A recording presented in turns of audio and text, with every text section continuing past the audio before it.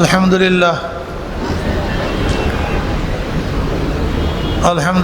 nahmaduhu wa nasta'inuhu wa nastaghfiruhu wa na'udzu billahi min shururi anfusina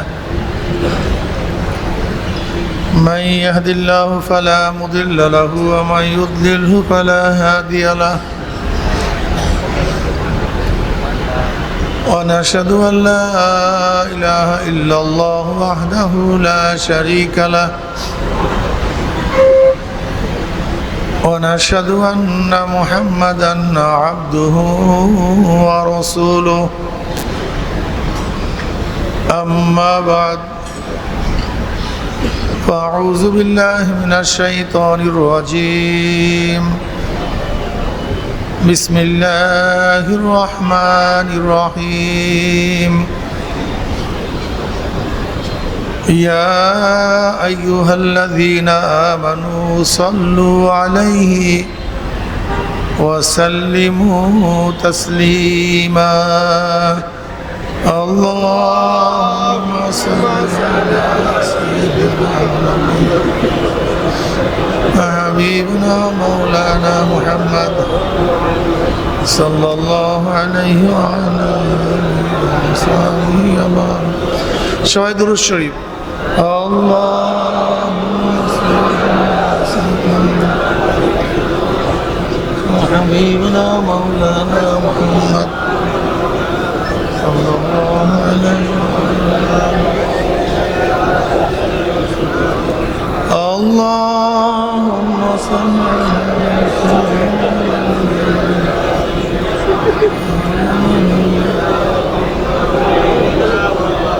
صلى الله عليه وسلم أعوذ بالله من الشيطان الرجيم بسم الله الرحمن الرحيم يا أيها الذين آمنوا ادخلوا في السلم كافة ولا تتبعوا خطوات الشيطان إنه لكم عدو مبين صدق الله مولانا العظيم وصدق رسول النبي الكريم আল্লাহ পাকের বান্দা জনাব মুহাম্মদ রাসূলুল্লাহ সাল্লাল্লাহু আলাইহি ওয়াসাল্লামের উম্মতগণ আল্লাহ পাক রব্বুল আলামিন আপনাকে আমাকে ফিতনা ফাসাদের জমানায় যখন তামাম দুনিয়ার থেকে ইসলাম মুসলমানদেরকে মিটিয়ে দেওয়ার ষড়যন্ত্র চলতেছে, তামাম দুনিয়ার মধ্যে ইসলাম মুসলমান থাকবে কি থাকবে না এই প্রশ্নের সৃষ্টি হয়েছে। যে জমানায় মানুষ নেকের কাজ ছাড়তেছে, গুনার কাজ ধরতেছে, শুধু গুনার কাজ ধরেই না বরং গুনার কাজে প্রতিযোগিতা শুরু করছে, কে কার আগে জাহান্নামে যাবে। সেই মুহূর্তে আল্লাহ পাক রব্বুল আলামিন আপনাকে আমাকে কোরআন ও হাদিসের মজলিস, আলেম ওলামা মুমিন মুত্তাকিন জাকিরিন শাকিরিনদের গুরুত্বপূর্ণ এক দামি মজলিসে আসার বসার বলা শোনার তৌফিক আল্লাহ পাক দান করছেন। শুকরিয়া দান সবাই বলে আলহামদুলিল্লাহ। ভাই ওই মাইক্রোফোন এই শেয়ার ওইটা ঘুরাইয়া দেন, ওদিকে আমার দিকে ঘুরাই রাখছেন কেন? ওইটা ঘুরাই চালু করে দেন, সাউন্ড বক্স ওদিকে ঘুরাই দেন, ওদিকে ঘুরাই চালু দিয়ে দেন, একেবারে সোজা ওদিকে ঘুরাই দেন, আরও ঘুরা না, এবার চালু দিয়ে দেন। জিকিরের মাজলিস অনেক গুরুত্বপূর্ণ, দামি। আমি সবসময় জিকিরের মাজলিসকে ধোলাই কারখানা বলি। দুনিয়ার ধোলাই কারখানা জামা কাপড় পরিষ্কার করা হয়, আর জিকিরের ধোলাই কারখানায় গুনাহ পরিষ্কার করা হয়। এখানে ঢুকছিলাম গুনাহ নিয়ে, আল্লাহ কবুল করলে এখান থেকে বের হয়ে যাব গুনাহ সব পরিষ্কার করিয়া। এই যে একবার সুবহানাল্লাহ পড়ছেন, পড়ার সাথে সাথে আমলনামায় 1000 নেকি লেখা হয়ে গেছে, 1000 গুনাহ ঝরে গেছে। ইন্নাল হাসানাতি ইউযহিবনা সাইয়্যাত, আল্লাহ পাক কি বলেন? নিশ্চয়ই নেকি গুনাহকে মিটায়া দেয়, নেকি গুনাহকে ধ্বংস করে দেয়। ময়লা পাত্রের মধ্যে যদি স্বচ্ছ পানি ঢালতে থাকেন, এক সময় দেখবেন ময়লা বলতে কিছু নাই, সবই পরিষ্কার। ঠিক বান্দি যখন নেকের আমল করতেই থাকে, এক সময় দেখা যায় গুনাহ বলতে কিছু নাই, সবই নেক আর নেক। এই মাজলিস এত গুরুত্বপূর্ণ, এত দামি। রওয়ায়াতের মধ্যে আছে মা মিন কওমিন ইজতামাউ ইয়াসকুল্লাহ তাআলা লা ইউরিদুনা বিযালিকা ইল্লা ওয়াজহাহু ইল্লা নাদাহুম মুনাদি মিনাস সামাই আন কুমু মাগফুরাল লাকুম কদ বুদ্দিলাস সাইয়্যাতুকুম হাসানাত। যখন জাকিরিন জিকিরের মাজলিস ছাড়তে থাকে, একদল আহ্বানকারী ফেরেশতারা আসমান থেকে ডাক দেবে, জাকিরিন সুসংবাদ শোনো, আল্লাহ পাক তোমাদের গুনাহ খাতা সব মাফ করে দিয়েছে। মাফ করছে তাই নয়, তোমাদের সমস্ত গুনাহকে আল্লাহ নেকের দ্বারা পরিবর্তন করে দিয়েছে। সব নকল টাকা অরিজিনাল টাকা হয়ে যাবে, সব গুনাহ নেকের দ্বারা পরিবর্তন হয়ে যাবে। এই মাজলিস অনেক গুরুত্বপূর্ণ, অনেক দামি। আমি সংক্ষিপ্ত আলোচনা করব, খুব খেয়ালের সাথে কথা শোনা চাই। চরমোনাই কি কাজ করে, এদের মিশনটা কি, এরা কি চায়, এদের বক্তব্য কি, আমরা অনেকেই জানি, অনেকে জানি না। যেই সমস্ত বন্ধুরা জানেন না, তারা চরমোনাই ওয়ালাদেরকে গালি দেয়, মন্দ বলে, খারাপ বলে, তার চেয়ে যাওয়ার কিছু নেই, বরং এইটাই বাস্তবতা। আল্লামা জাকারিয়া সাহেব রহমতুল্লাহ আলাইহি ফাজাইল আমল কিতাব শুরুই করেছেন ওমান আহসানু কাওলাম মিম্মান দাআ ইলাল্লাহি ওয়া আমিলা সালিহান ওয়া ক্বালা ইন্নানি মিনাল মুসলিমিন। এই আয়াতের মাধ্যমে প্রথম তিনি চ্যাপ্টার নিয়ে আসেন দাওয়াত। কিসের চ্যাপ্টার ভাই? দাওয়াত। তার ফাজাইল আমল কিতাবের শুরুতে দাওয়াতের চ্যাপ্টার নিয়ে আসছেন। তিনি সেখানে বলেন, যদি দেখো তোমার দাওয়াতের মাধ্যমে সবাই খুশি, ইসলামের দুশমনরাও খুশি, ইসলামের বিপক্ষের লোকগুলোও খুশি, তোমার উপরে সবাই খুশি, নিশ্চিত মনে রাখবা তুমি দ্বীনের কোন অংশ ছেড়ে দিয়েছো, তুমি পরিপূর্ণ দ্বীন পালন করো না, পরিপূর্ণ দ্বীনের দাওয়াত দেও না। আমার কথা না, কিন্তু আমি আগে রেফারেন্স দিয়েছি ভাই, হাওলা দিয়েছি, এটা ফাজাইল আমলের কিতাবের কথা বলতেছি। যদি দেখো ইসলামের দুশমনরা তোমাকে খুব কুলু কুলু কুলু কুলু করে, আদর করে, সোহাগ করে, ভালোবাসে, নিশ্চিত মনে রাখিও তুমি দ্বীনের কোনো অংশ ছেড়ে দিয়েছো, তুমি পরিপূর্ণ দ্বীন আদায় করো না। তুমি পরিপূর্ণ দ্বীন আদায় করবার, ইসলামের দুশমনরা তোমাকে মহব্বত করবে, এটা হতে পারে না, এটা হয় না। জনাব মুহাম্মদ রাসূলুল্লাহ সাল্লাল্লাহু আলাইহি ওয়াসাল্লাম দ্বীনের দাওয়াত দেওয়ার আগ পর্যন্ত গোটা আরবরা তাকে মাথায় নিয়ে নাচত, অনেক মহব্বত করত। বড় বড় সমস্যার সমাধানের জন্য নবী আলাইহিস সালাতু ওয়াস সালামকে সালিস হিসেবে ডাকা হইতো। বিশ্বাস হয় না? আপনারা জানেন কুরাইশরা একবার কাবা শরীফ সংস্কার করছিল, কুরাইশরা কাবা শরীফ সংস্কার করছিল, নতুনভাবে কাবা শরীফ নির্মাণ করেছিল। হজরত আসওয়াদ কাবার গায়ের মধ্যে লাগানো, সেখান থেকে সরাইছিল। নির্মাণের পরে হজরত আসওয়াদকে কাবার গায়ের মধ্যে সেটিং করার জন্য যখনই শুরু করছে, তখনই ইখতিলাফ শুরু হয়ে গেছে। কাবা শরীফের গায়ের মধ্যে, ওয়ালের মধ্যে হজরত আসওয়াদ কোন গোত্রের লোক সেট করবে, স্থাপন করবে, ইখতিলাফ শুরু হয়ে গেছে। সমাধান কেউ করতে পারছে না, বুঝাতে পারি নাই। প্রত্যেক গোত্রের লোক বলে আমরা সেট করব, আমরা স্থাপন করব। কেন কাবা শরীফের ওয়ালের মধ্যে যারা হজরত আসওয়াদ সেট করবে, তারা কি হবে? সম্মানিত হবে, প্রশংসিত হবে। ব্যাস, বিশাল ইখতিলাফ, বিশাল মতনৈক্য। এবার সবাই যুক্তি করছে, এই সমস্যার সমাধান মুহাম্মদ বিন আব্দুল্লাহ সেই দিতে পারে, এর বাইরে কেউ দিতে পারে না। তাকে ডাকো, তাকে ডাকো। তখন কিন্তু নবুয়াতি তিনি পান নাই, তখন কিন্তু তিনি নবী হন নাই। সেই সময়ের কথা বলতেছি।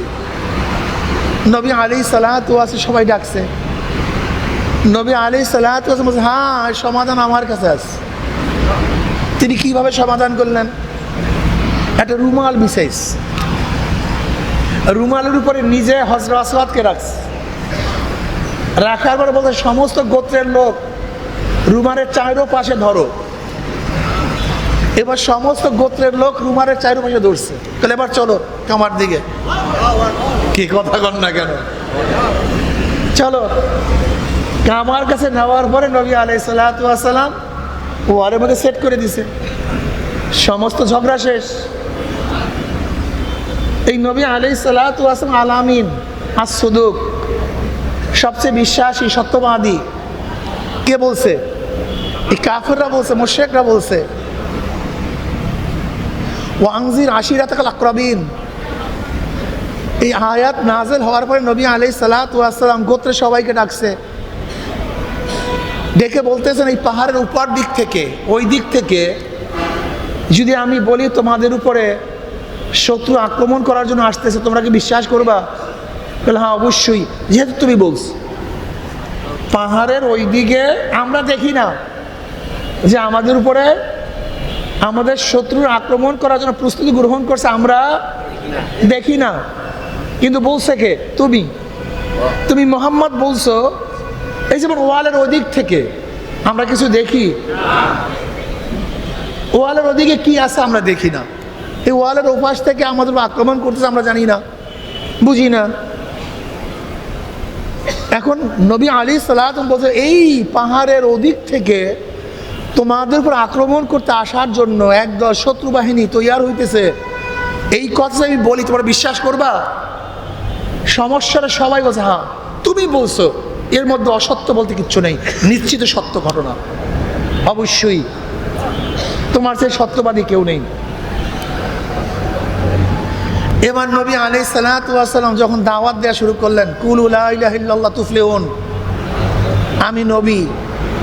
অমনি বলছে তুমি ভণ্ডামের জায়গা পাও না, ফাইজলামের জায়গা পাও না, মিথ্যা কথার জায়গা পাও না, তোমার চেয়ে মিথ্যাবাদী কেউ আছে?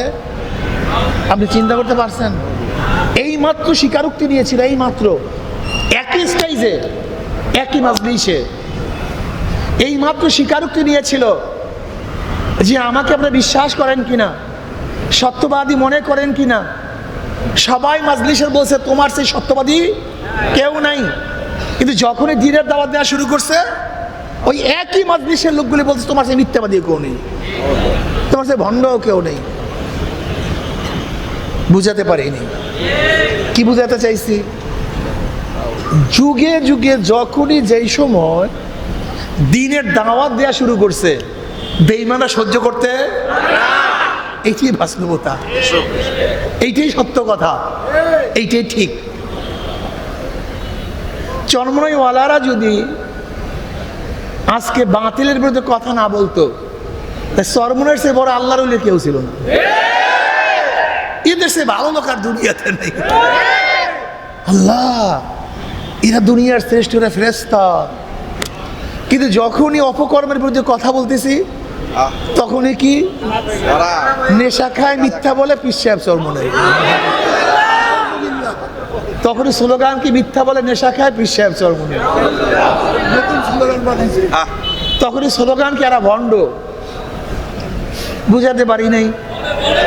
এতদিন অনেক প্রিয় ছিলাম, কিন্তু যখনই সত্য কথা বলা শুরু করছি এখন বন্ধ হয়ে গেছি, এইটাই বাস্তবতা। এর জন্য যখন আমাদেরকে গালি দেয় তখন আল্লাহ শুকরিয়া আদায় করি, বিশ্বাস করেন চরম আল্লাহ শুকরিয়া আদায় করি। যখন আমাদের আঘাত করে শুকরিয়া আদায় করি, যখন আমাদেরকে ভণ্ড বলে তখন শুকরিয়া আদায় করি। যে কমপক্ষে নবী রসুলদেরকে যেরকম গালি দিয়েছিল, আমার নবীর চেয়ে ভালো কেউ ছিল না, অথচ আমার নবীকে কি বলছে? মাজনুন, পাগল, মিথ্যাবাদী, ক্ষমতা লোভী, অতন্ত্রবাদী, জাদুকর, কবি, হিনু। এমন কোনো কথা নাই, অপবাদ নাই যা দেওয়া হয় নাই। সর্বশ্রেষ্ঠ ব্যক্তিকে যদি অপবাদ দেয়, গালি দেয়, তা আমরা তোমরা কি কথা বলেন না কেন? কিচ্ছু না, এটা থাকবে, এটা আশ্চর্য হওয়ার কিছু নেই। কিন্তু সবসময় একটা কথা মনে রাখবেন, যেমন বলছে মিথ্যা বলে নেশা খায়, তখন আপনি দেখবেন মিথ্যা বলি কি বলি না, নেশা গ্রহণ করি কি করি না দেখার বিষয় আছে। যদি দেখেন না মিথ্যা বলি না, নেশা খাই না, আলহামদুলিল্লাহ, আমাদের যত গুনাহ আছে সব কবর হয়ে গেছে, মাশাআল্লাহ। এক ব্যক্তি এক আল্লাহর ওলিকে খুব গালি দিত, খুব গালি দিত, মন্দ বলতো। আল্লাহর ওলি ওই ব্যক্তিকে হাদিয়া তোফা দিত। আর এই বেয়াকুবগুলি হাদিয়া তোফা আর চাঁদার মধ্যে পার্থক্য কি তাও জানে না। এরা বেতন এবং ঘুষকে এক বানায় ফেলাইছে। বেতন এবং ঘুষকে, হাদিয়া শব্দের অর্থ কি? হাদিয়া কোথার থেকে আসছে? আরে মেয়ে আল্লাহর পক্ষ থেকে খালি আন্দাজে। হাদিয়া শব্দ আছে হেদায়েত থেকে। হেদায়েত শব্দ রাহনুমাই করা, পথ প্রদর্শন করা। হাদিয়াকে হাদিয়া বলা হয় কেন? হাদিয়াকে হাদিয়া বলা হয় কেন? মোহাব্বতের পথ দেখায়, এজন্য হাদিয়াকে হাদিয়া বলে। হাদিয়া কিসের পথ দেখায়? জোরে বলেন, কিসের পথ দেখায়? এজন্য হাদিয়াকে হাদিয়া বলে। অর্থাৎ যে যাকে মহব্বত করে সে তাকে কিছু দেয়। অর্থাৎ হাদিয়া মহব্বতের পথ দেখায় বলিয়া হাদিয়াকে হাদিয়া বলে। আর অবৈধ চাঁদার মাধ্যমে মহব্বত হয় না, শত্রুতার সৃষ্টি হয়। এই দুইটাকে এক মিলিয়ে ফেলাইছে বেয়াকুব, জানি না জাহেল হাদিয়া কি জিনিস আর জোর করে চাঁদাবাজি কোন জিনিস, জাহেল জানি না। বেতন আর ঘুষকে এক বানায় ফেলাইছে। আল্লাহ আমাদের সবাইকে মাফ করিয়া ফেলে। আল্লাহর ওলি ওই ব্যক্তিকে তোফা দিতেন, উপঢৌকন দিন, উপহার দিতেন। কোন ব্যক্তিকে? ভুলে গেছেন বয়ানের মধ্যে। কোন ব্যক্তিকে? যে গালি মন্দ দিত। এখন যেই ব্যক্তি গালি মন্দ দেয়, তার স্ত্রী বলতেছে, আপনি কি লজ্জা নাই, শরম নাই, আপনাকে জ্ঞান নাই, আপনি তাকে এত গালি দেন, অথচ এই ব্যক্তি আপনাকে এত হাদিয়া দেয়, আপনি তাকে কেন আপনাকে গালি দেন? যদি আপনি মন্দ না বলেন, হাদিয়া আরো বাড়াবে, আপনার সাহায্য আরো বেশি করবে, আপনি কেন গালি দিচ্ছেন তাকে? ওই ব্যক্তি চিন্তা করছে, আসলে তো কথা ঠিক, যদি আমি গালি না দিই হাদিয়া তোবা বেড়ে যাবে, আর আমি কেনই বা গালি দিতে যাব? সে ব্যক্তি হাদিয়া দেয়। ওই ব্যক্তি গালি বন্ধ করে দিস, গালি বন্ধ করে দিছে, হুজুরও হাদিয়া বন্ধ করে দিস। এখন ব্যক্তি আশ্চর্য হয়ে গেছে যে কাজ তো উল্টা হয়ে গেছে। ভাবছিলাম গালি না দিলে হাদিয়া বাড়বে, অথচ দেখা যায় গালি দেওয়ার পরে হাদিয়া দিছেন, আর গাড়ি বন্ধ পরে হাদিয়া বন্ধ।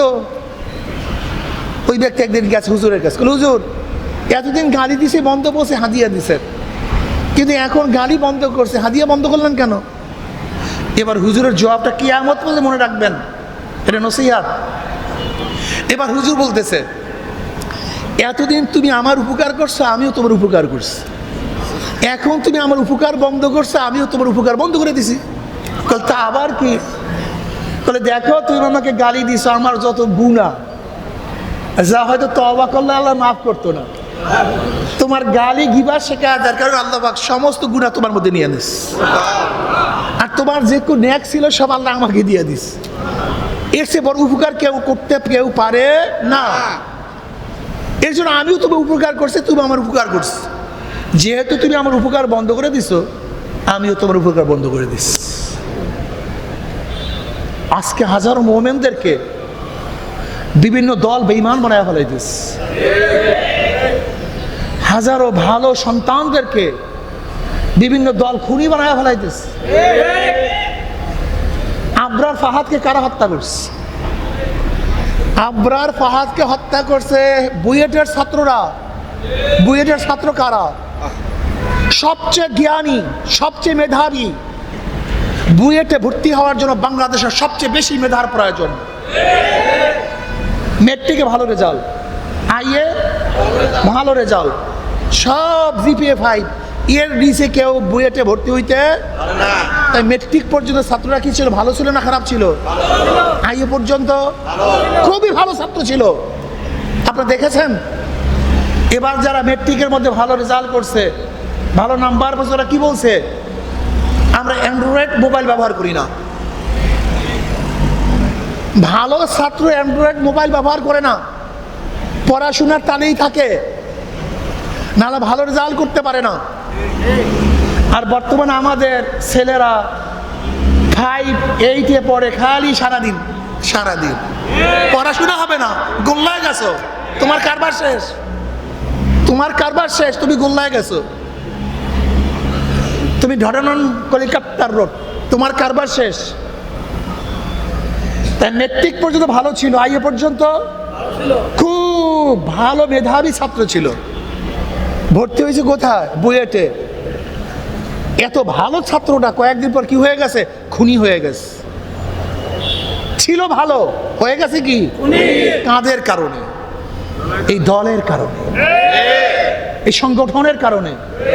আমি এর জন্য বলছি, কিছু দল আছে, ওই দলগুলির মধ্যে কোনো ফেরেশতাও যদি ঢোকে, একদিক থেকে ঢুকবে ফেরেশতা, বের হবে আজাজিল, ঢুকবে ভালো, হবে খুনি, বের হবে, ঢুকবে মেধাবী, হবে জালেম। আজকে দেখছেন হাজারো ছাত্র সংগঠন, একই ছাত্র সংগঠনের ছেলেদের হত্যা করছে। এই 2 দিন আগেও দেখেন, আজকে দেখেন, এক ছাত্র সংগঠনের ছেলে তার আর এক যুব সংগঠনের ভাইকে আঘাত করে, ছুরি আঘাত করে আজকে বিদায় দিয়ে দিস। প্রতিদিনের ঘটনা। এরা ভালো ছাত্র ছিল, মেধাবী ছিল, কিন্তু ইন্ডাস্ট্রিতে ঢোকার পরে খুনি হয়ে গেছে। ঢোকছে ভালো, বের হইছে খুনি। হাজারো আমার মোমেন সন্তানদের কাছে এই সমস্ত দলগুলি বেঈমান বানায় ফেলাইতেছে, ডাইরেক্ট বেঈমান। আজকে ইসলামের বিরুদ্ধে স্লোগান দেয়, ইসলাম লাগবে না, ইসলাম চাই না, ইসলামকে পছন্দ করি না, ইসলামী হুকুমাত মানি না। আল্লাহ না করে এই কথা যদি কেউ একটু বলে, তার ঈমান থাকবে? আমাদের মোমেনদের মুখের থেকে সমস্ত কথা বের করা হচ্ছে, মোমেন সন্তান বেঈমান বানানো হচ্ছে।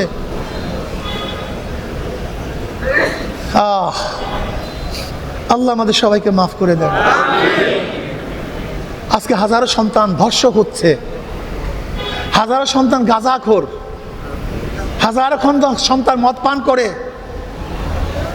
এই বাংলাদেশের হাজারো সন্তান আজকে খুনি। এই আপনাদের এই ওভার ব্রিজের মধ্যে এই বাংলাদেশের কত সন্তানরা ছিনতাই করে মানুষকে হত্যা করে। এদেরকে আমরা ভালো বানাতে পারি নাই, সৎ বানাতে পারি নাই, কর্মস্থান তৈরি করতে পারি নাই, আদর্শ শিক্ষা দিতে পারি নাই। আজকে আমার বাংলাদেশের হাজারো মায়ের সন্তানরা খুনি হয়ে যাচ্ছে। আজকে তারা রিসাঘর হচ্ছে, জালেম ধর্ষক হচ্ছে। আপনি বিশ্বাস করতে পারেন? এরা আমাদেরই সন্তান, আমাদের গর্ব ছিল। আজকে তাদেরকে নিয়ে আমরা গর্ব করতে পারি না। আজকে যে সমস্ত সন্তানরা ওই যে তুহিনকে হত্যা করছে, তারা কারা? এই আমাদেরই বাংলাদেশের সন্তান। আজকে খসরাত দুনিয়া ওয়াল আখিরা, যাকে হত্যা করছে সেও শেষ, যারা হত্যা করছে তারাও শেষ। ওই আবরার ফাহাদকে যারা হত্যা করছে, আবরার ফাহাদও দুনিয়াতে নাই, আর যারা হত্যা করছে প্রত্যেকের ফাঁসি দেয়, তারাও শেষ। এমন সংগঠনেরা তৈরি করছে, এদের এখানে ঢুকলে, ফেরেশতা ঢুকলে আজাজিল বের হয়ে যায়। ভাইরা রাগ করিও না, একটু গবেষণা করো, একটু দেখো। গাঁজা মুখী নিয়ে দুনিয়ার কেউ জন্মগ্রহণ করে নাই, মদ মুখী নিয়ে কেউ জন্মগ্রহণ করে নাই। তা গাঁজা শিখছি কিভাবে? কথা বলেন। মদ শিখছি কিভাবে? হ্যাঁ, একদিন চিন্তা করছো? সোহবাত সবচেয়ে দামি সোহবাত। শিক্ষার দাম নাই, কিচ্ছুর দাম নাই। বলে কেন? আপনার পত্রিকায় দেখেছেন স্পষ্ট লেখা, সমস্ত শিক্ষিত চোর না, কিন্তু যারা চুরি করে সব শিক্ষিত, সব শিক্ষিত। এই 28 লক্ষ কোটি টাকা বিদেশে পাচার করছে। বাংলাদেশ থেকে 28 লক্ষ কোটি টাকা বিদেশে রিক্সাওয়ালা না, শ্রমিক, ঠেলাওয়ালা, কৃষক, জেলে, তাঁতি, কামার,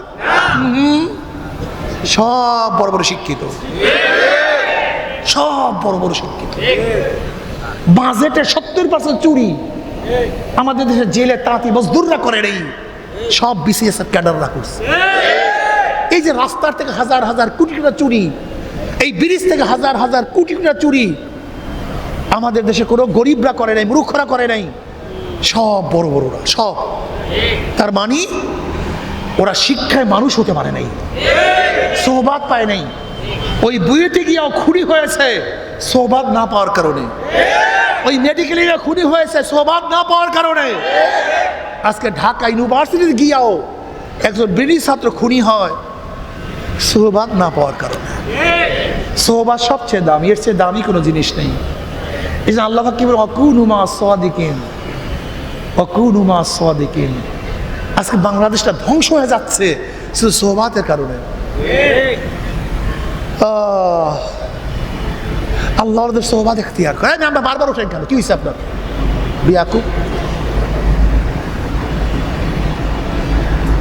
সোহবাত সবচেয়ে দামি। সোহবাতে হাজারো ডাকাত ফেরেশতা হয়ে যায়, আর সোহবাতে হাজারো ফেরেশতা ডাকাত হয়ে যায়। বিশ্বাস হয় না। আমি দেখছি চরমরার অনেক ছাত্র আলিয়া পড়তো, যাদের পাগড়ি ছিল, দাড়ি ছিল, টুপি ছিল, কিন্তু অন্য প্রতিষ্ঠানে যাওয়ার পরে সোহবাতে গিয়ে কিচ্ছু নেই। আবার হাজারো কলেজের ছাত্র এখানেও দেখাতে পারবো। এই যে দেখলাম আকরামের, দেখলাম না এখানে আমাদের এই যে তুমি দাঁড়াও, তুমি তুমি তুমি এই যে দেখেন, ও কিন্তু মাদ্রাসায় পড়ে না, আপনি মাদ্রাসায় পড়ে না। আমাদের ছাত্র আন্দোলনের ছেলেরা কোথায়? একটু দাঁড়াও তো। ছাত্র আন্দোলনের ছেলেরা এখানে কারা কারা আসো? ছাত্র আন্দোলনের ছেলেরা এই যে দেখেন। মাসুম কই? হ্যাঁ মাসুম, ওই যে মাসুম দেখেন, ও কিন্তু মাদ্রাসা ছেলে না। এই ছেলেরা কিন্তু সবাই মাদ্রাসা না। বসো। সোহবাত, সোহবাত সবচেয়ে দামি। সোহবাতের চেয়ে দামি কোনো জিনিস নেই। সোহবাত সবচেয়ে দামি, সোহবাত সবচেয়ে দামি, এর চেয়ে দামি কোনো জিনিস নেই। ওয়াত্তাবিউ সাবিলা মান আনাবা ইলাইয়া ইত্তাবিউ মান লা ইয়াসআলুকুম আজরাও ওয়া হুম মুহতাদুন। চরমরারে কি চায়? নবী আলাইহিস সালাতু ওয়া 23 বছরের জিন্দেগিতে যাহা কিছু করছেন, যাহা থেকে নিষেধ করছেন, সব কিছু করবে, সব জিনিস থেকে নিজেকে বাঁচায় রাখবে। এর নাম চরমনাই। নবী আলাইহিস সালাতু রাষ্ট্রের প্রধান ছিলেন কি ছিলেন না? সমস্ত নবীদের পরে মর্যাদার দিক থেকে 1 নম্বরে কে? দ্বিতীয় নাম্বার কে? সমস্ত নবীদের পরে মর্যাদার দিক থেকে দ্বিতীয় নাম্বার কে? তৃতীয় নাম্বার কে? তৃতীয় চতুর্থ কে? এই 5 জন সর্বশ্রেষ্ঠ। গাউস, কুতুব, ওলি, যা কিছু বলেন, মুহাদ্দিস, মুফতি। আপনি বলবেন কার নাম? ওমর বিন আব্দুল আজিজ রহমতুল্লাহ আলাইহি। আপনি বলবেন ইমাম আজম আবু হানিফা রহমতুল্লাহ আলাইহি। আপনি বলবেন ইমাম বুখারী রহমতুল্লাহ আলাইহি, মালিক রহমতুল্লাহ, শাফি রহমতুল্লাহ আলাইহি। এই যত ইমাম বলেন, বরবিল আব্দুল কাদের জিলানী বলেন, আপনি বলবেন মাইনুদ্দিন চিশতি, যত বুজুর্গ বলেন, এদের পায়ের ধুলার সমান একজনও না, পায়ের ধুলার সমান একজনও না। অথচ এরা প্রত্যেকেই রাষ্ট্রের প্রধান ছিলেন কি ছিলেন না? প্রত্যেকে রাষ্ট্রের প্রধান। গাউস বলেন, কুতুব বলেন, দরবেশ বলেন, মুহাদ্দিস বলেন, মুফতি বলেন, এরা সর্বশ্রেষ্ঠ। এরা প্রত্যেকেই আস্তে তাকায় রয়েছে আমার দিকে। কিসের প্রধান? আপনি তো সেই রাষ্ট্র নিয়ে কোনো গবেষণাই করেন না, তা আপনি ওলি হবেন কিভাবে? আপনার তো গবেষণাই নেই। বুঝেন নাই, দল বুঝছেন। ইসলাম বুঝেন নাই, ব্যক্তি বুঝছেন। ইসলাম বুঝেন নাই। ইসলাম ভিন্ন জিনিস, ইসলাম ভিন্ন জিনিস, দল পূজারি ভিন্ন জিনিস।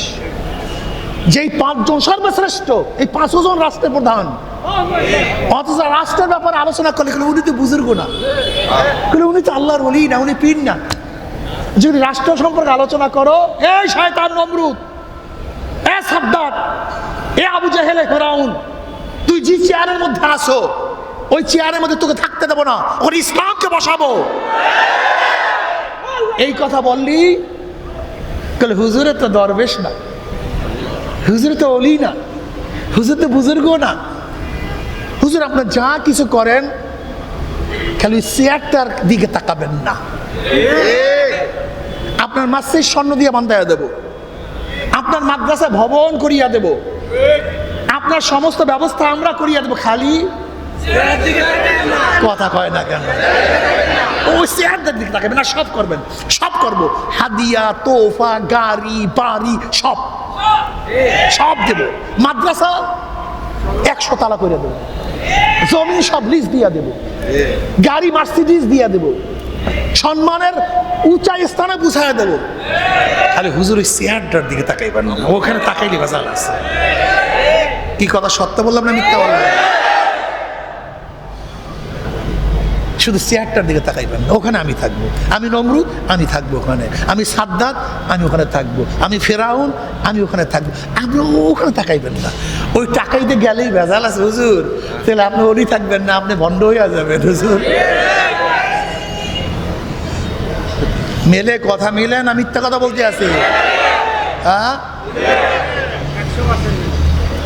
বুঝাইতে পারি। ইসলাম বুঝো, উদখুলু ফিস সিলমি কাফা, পরিপূর্ণ। আমি অনেক সময় বলি, 1000 টাকার নোট, 500 টাকার নোটের 99 জায়গায় মিল, এক জায়গায় মিল নাই। টাকা অরিজিনাল না 2 নাম্বার? কয় জায়গায় মিল নাই? বুঝাইতে পারিনি। ইমানের 99 জায়গায় মিল, এক জায়গায় মিল নাই, তোমার ইমান ঠিক নাই। এ মুসলমান বাবারা, মুমিন বাবারা, আমার কথা ভালো মতো বোঝার চেষ্টা করো, ভালো মতো বোঝার চেষ্টা করো। সন্তান যদি বাবার কথা না মানে, সন্তান বেয়াদব। যদি বলে বাবাই না, খুব কঠিন মাসালা। কিন্তু যদি সন্তান বাবার কথা না মানে, সন্তান কি হয়? যদি অস্বীকার করে, একসাথে কয় না, ঘটনা নাকি? কথা না মানলে কি হয়? অস্বীকার করলে, নামাজ না পড়লে ফাসেক, রোজা না রাখলে ফাসেক, মদ পান করলে কি হয়? ফাসেক হয়। জিনা করলে কি হয়? জোরে বলেন।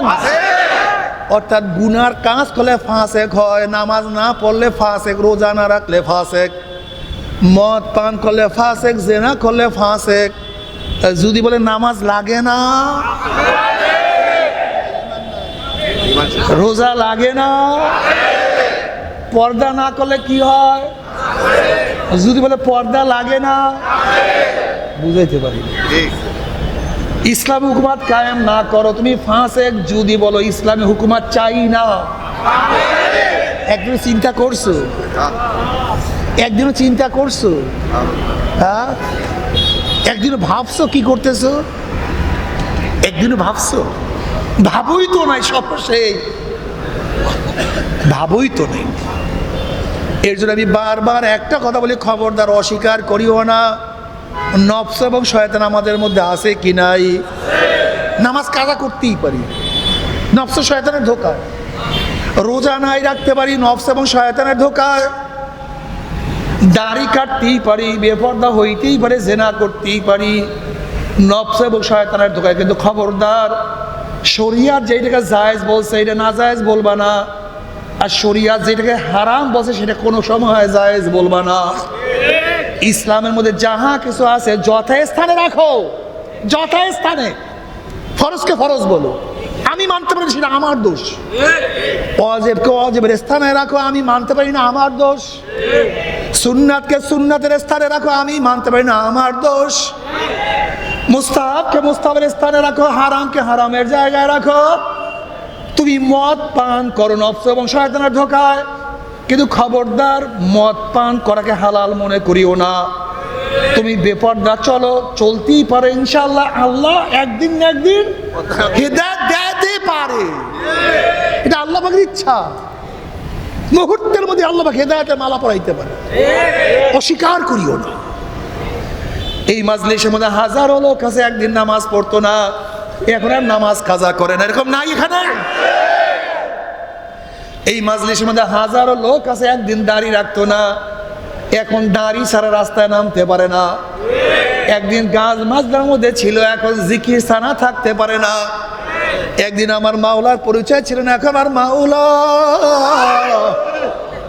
এখন আমার মাওলা ছাড়া কিছু বোঝে না।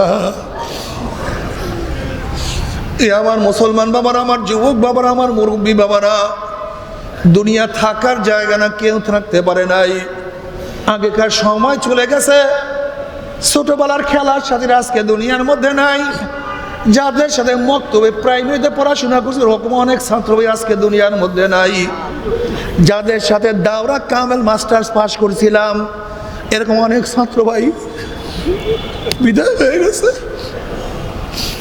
এমনকি যাদেরকে আমরা পড়াইছি এরকম অনেক ছাত্র ভাই আজকে দুনিয়াতে নাই।